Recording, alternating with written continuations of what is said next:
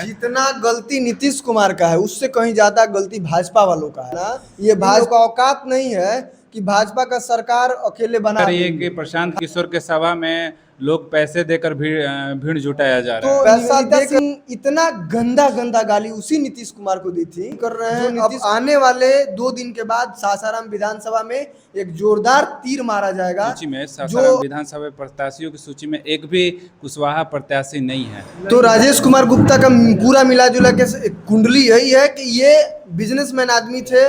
पता चल रहा है कि घर में ही माई बहन का अपना अपमान कर रहे हैं। जी नमस्कार, अभी हमारे साथ मौजूद हैं विक्की राव पांडे जी, जो सासाराम नगर के जिला युवा अध्यक्ष हैं। सर, हमारे चैनल में आपका स्वागत है। नमस्कार, बताइए। आपके दर्शकों को भी बहुत बहुत शुभकामनाएं, बहुत बहुत बधाई।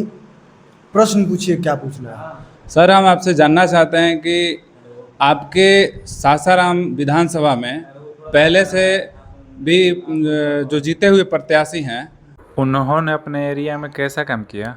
कुमार गुप्ता जो विधायक आरजेडी के रह चुके हैं, ये सिर्फ आरजेडी का राजेश गुप्ता का ही ये नाकामी नहीं है जिससे लोग सासाराम की जनता त्रस्त है। ये पिछले भाजपा और आरजेडी की जब से विधायक यहाँ पे सासाराम विधानसभा में रहे हैं तब से लोग त्रस्त ही त्रस्त है। इसका खामियाजा यहाँ के सबसे ज़्यादा भुगतना पड़ा है उनको, जो यहाँ बहुसंख्यक समाज के लोग हैं, कुशवाहा समुदाय के लोग। क्योंकि कुशवाहा समाज जो है सासाराम विधानसभा में बहुसंख्यक वोट निर्णायक वोटर है ये लोग। दूसरी चीज कि कुशवाहा समुदाय को ठीक उसी प्रकार से यहाँ के नेताओं ने यूज किया है जैसे लालू यादव ने मुसलमानों को और यादवों को मिसयूज किया है, जात के नाम पर, धर्म के नाम पर। लेकिन आप देखिए कि यहाँ के जवाहर बाबा भी हिंदू मुसलमान करके एक खास वर्ग को अपने तरफ आकर्षित करने का कोशिश किए। उस कोशिश के पीछे विकास कहाँ विलुप्त हो गया इसका कहीं आता पता नहीं चला। लोग हिंदू मुसलमान करते रह गए, वर्षों से करते आए। जवाहर बाबा करते आ गए, भाजपा करते आ गया। लेकिन विकास का जो गंगा बहना चाहिए था, जो जवाहर बाबा को जिम्मेदारियां दी गई थी, जो भाजपा को जिम्मेदारियां दी गई थी सासाराम विधानसभा में, उस लेवल पे खड़े नहीं उतरे। जैसा कि आपने कहा कि इस विधानसभा में कुशवाहा वोट निर्णायक होता है, लेकिन आपके प्रत्याशियों की सूची में, सासाराम विधानसभा प्रत्याशियों की सूची में एक भी कुशवाहा प्रत्याशी नहीं है। इसका इस तरीके से हम लोग लिया जा सकता है कि देखिए, अब की बार कुशवाहा वोटिंग भी जो है वो बंटने जा रहा है। हर तरीके से बटेगा, कुशवाहा वोट बटेगा, क्योंकि यहाँ पे 2-4 नए कैंडिडेट्स भी उतर रहे हैं हमारे विधानसभा में। और ऐसा नहीं है कि जनसुराज आएगा तो या फिर भाजपा या आरजेडी कुशवाहा समाज को देगा तभी यहाँ के विधायक बनेगा। ये सब मिसपरसेप्शन है। इन सब से ऊपर उठ के आरजेडी ने अभी गुप्ता समाज को वोट टिकट दिया। गुप्ता ने भी समाज से एक विधायक बने हमारे आरजेडी, जो नाकामयाब साबित हुए। ये तो बताइए कि एक बिजनेसमैन है, इनका कोई विधायक वाला कोई रुतबा दिखता ही नहीं है। आप मेरे से नहीं, गांव बच्चा यहाँ शहर में वार्ड में पूछ लीजिए, उनके मोहल्ले में अगल बगल पूछ लीजिए कि राजेश कुमार गुप्ता का विधायक रहते हुए कितना % काम हुआ है। उनसे ज़्यादा मत पूछिए, राजेश गुप्ता से बस पूछिए कि योजना कौन कौन सा शहर में इम्प्लीमेंट हुआ है, कितने राशि का योजना आया है, खाली बता दीजिए। विभाग का नाम बता दीजिए, हम जान जाएंगे। उनको पूरी तरीके से विभागों का नाम पता नहीं होगा। यहाँ पे जो अधिकारी होंगे उन ऑफिसर्स के नाम को इम्प्लीमेंट कर दीजिए, बताइए हमको। तो राजेश कुमार गुप्ता का पूरा मिला जुला के कुंडली यही है कि ये बिजनेसमैन आदमी थे।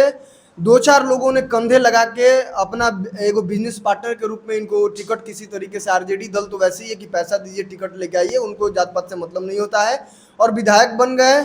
उसके आड़ में कितना इन्होंने क्या क्या किया है पूरा जनता जानता है। विकास क्या हुआ है आपको हमको बताने का जरूरत नहीं है, आप जाके ग्राउंड पे पूछ सकते हैं कि विकास क्या हुआ है। मतलब मिला जुला के कुल ये कि भाजपा आरजेडी के जो ये तीनों नेता रह चुके हैं, अशोक जी, जवाहर बाबा और हमारे राजेश कुमार गुप्ता, इन तीनों ने सासाराम को कोई जात के नाम पर, कोई पार्टी के नाम पर बरगला के रखा है। जितना इन लोग को पार्टी ने भरोसा करके टिकट दिया था, लोगों ने भरोसा करके वोट दिया था, उस पर खड़े नहीं उतरे हैं। इन लोगों को इस बार जनता बदलने का मन बना चुकी है। अब की बार नया विधायक चाहते हैं सासाराम विधानसभा से। अभी बिहार में आप लोग पंचायत स्तर पर बिहार बदलाव यात्रा शुरू कर रहे हैं, इसका क्या मोटिव है?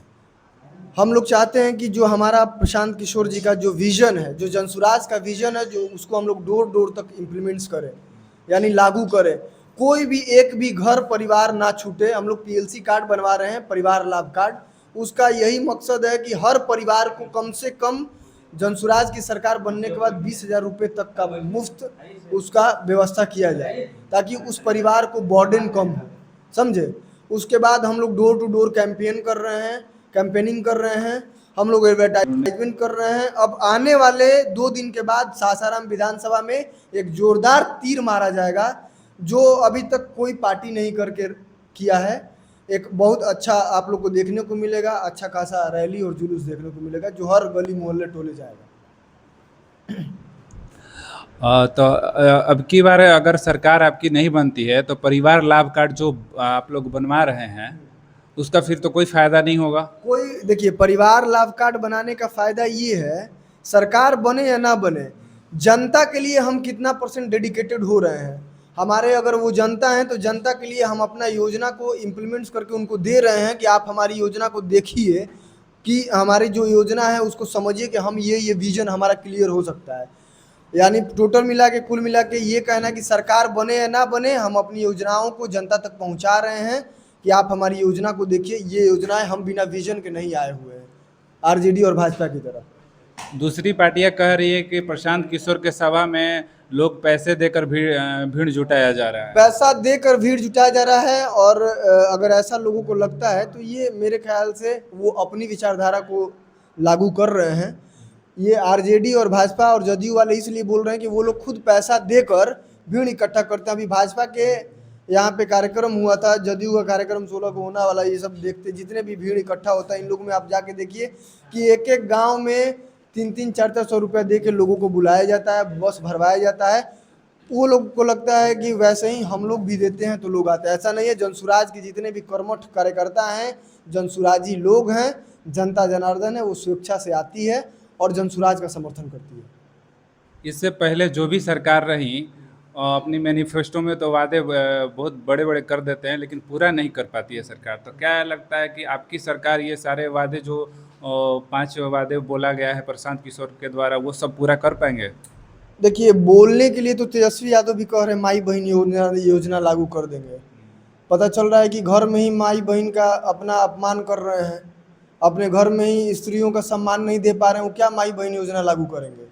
तो कहने का मतलब कि माई बहन योजना पारित करने के लिए जो बजट उन्होंने पेश किया, जिस हिसाब से उन्होंने बोला कि इतना इतना पैसा हम हर माँ बहनों को देंगे, उस हिसाब से बिहार का पूरा बजट भी नहीं आ पा रहा है। अभी जो बिहार में सबसे ज़्यादा किसी चीज़ की ज़रूरत है हमारे तरफ से, तो मान लीजिए उसमें उद्योग धंधा का ज़रूरत है, फैक्ट्री की ज़रूरत है, जो हमारे इंडस्ट्री की ज़रूरत है। लेकिन हमारे जितने आज़ादी के बाद से अभी तक कोई भी उद्योग धंधा अभी तक बिहार में नहीं आ पाया है। जो पहले से चल रहा था उद्योग धंधा वो भी बंद कर दिया गया है। जितना गलती नीतीश कुमार का है उससे कहीं ज़्यादा गलती भाजपा वालों का है।